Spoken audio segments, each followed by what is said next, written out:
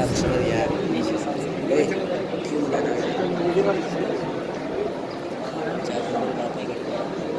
عليكم ورحمة الله وبركاته. حامدا ومصليا أيها الحمد الكريم، خفت بين أيديكم ليسلط الضوء على موضوع مهم ألا وهو أسباب الحياة السعيدة. كانت الإنسانية قبل الإسلام تئن وتصل، وكانت حياة الإنسان لا تعرف السلم والصلاح، ولا يستقر مجتمع أي قرار، والحروب تدور رحاها دائما، مما أدى إلى تدهور حياتهم واضمحلال حياتهم. هم لا يعرفون لذة الحياة السعيدة بما كسبت أيديهم. قد تسرب الربا إلى عروقهم والوثنية إلى قلوبهم، فانمحت الآثار الحنيفية وضعفت مظاهر الفطرة حتى أشرقت شمس الإسلام وأقلعت الجذور التي كانت سببا إلى الشقاوة البشرية.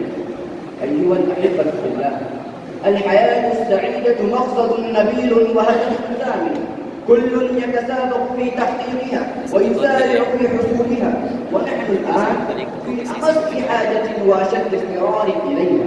فما هي الأسباب لها؟ وما هو السلم إليها؟ أيها المستمعون الكرام، الحياة السعيدة لها أسباب كثيرة ورسائل عديدة، فمن أهمها الإيمان بالله والعمل الصالح، فهو من أكبر الأسباب وأعظمها للحصول على السعادة. قال تعالى: من عمل صالحا من ذكر أو أنثى وهو مؤمن فلنحيينه حياة طيبة. جمع الله بين الإيمان والعمل الصالح وبين الحياة الطيبة السعيدة في الدنيا والآخرة، وما أعظم ذكرهما وما أجل بيانهما. والصبر والشكر أيضا من أسباب الحياة السعيدة، لأن حياة الإنسان لا تستقر على حال، يأتي السرور وسرعان ما يزول، تأتي الهموم وسرعان ما تغيب، فلا ينبغي الاستغراق في أحدهما وإهمال الآخر. فالصبر على الأذى والشكر على النعم من أجل صفات المؤمن السعيد، حث عليهما كثير من الآيات القرآنية والأحاديث النبوية. قال رسول الله صلى الله عليه وسلم: عجبا لأمر المؤمن إن أمره كله خير، وليس ذلك لأحد إلا للمؤمن. إن أصابته سراء الشكر فكان خيرا له، وإن أصابته ضراء الصبر فكان خيرا له. رواه مسلم. إني رأيت وفي الأيام تجربة للصبر عاقبة محمودة الأجر. أيها الحاضرون، من ضمن أسباب السعادة وطيب العيش التوكل على الله وتقواه، تندفع بهما عن العبد الهموم والغموم، ويحصل للقلب ما لا يوصف من القوة والسرور، كما قال تعالى: ومن يتوكل على الله فهو حسبه، وقال: ومن يتق الله يجعل له مخرجا.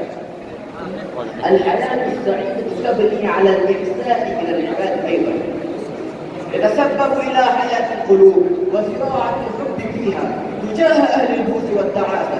قال رسول الله صلى الله عليه وسلم: الراحمون يرحمهم الرحمن، ارحموا من في الأرض يرحمكم من في السماء. وكما قال الشاعر العربي القديم: أحسن إلى الناس تستعمل قلوبهم فطالما استعملت الإنسان إحسانا.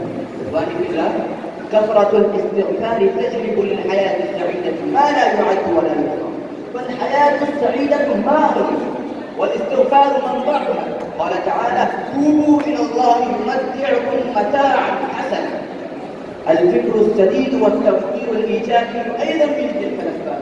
كثير من الناس لا يعلمون مدى قوة الأفكار التي داخل عقولنا، فتخطر الأفكار السلبية ببالنا أكثر من الأفكار الإيجابية، فتتولد مشاعر وأحاسيس تشعرنا بالتعاسة والكفوف. إخواني في الله، الحياة السعيدة ليست مقصورة في هذه الأسباب فحسب، بل تمتد إلى العلم النافع الذي يشرح الصدور وإلى تصفية القلوب من الحقود. فيا من له لب وعقل، لماذا نفقد اليوم الحياة السعيدة في المجتمع؟ ولماذا لا يكثر أي إنسان بها؟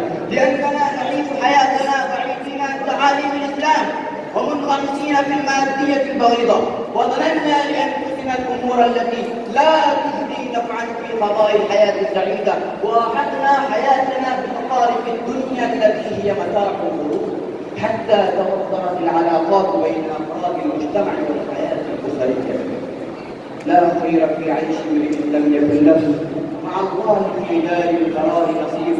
فإن تعجب الدنيا أناسا فإنها متاع قليل والزوال قليل. أخيرا أدعو الله الكريم أن يوفقنا أن نجتنب الأسباب التي تؤدي إلى شقاء ونعتصم بأسباب التي توفر لنا الحياة الكريمة. آمين.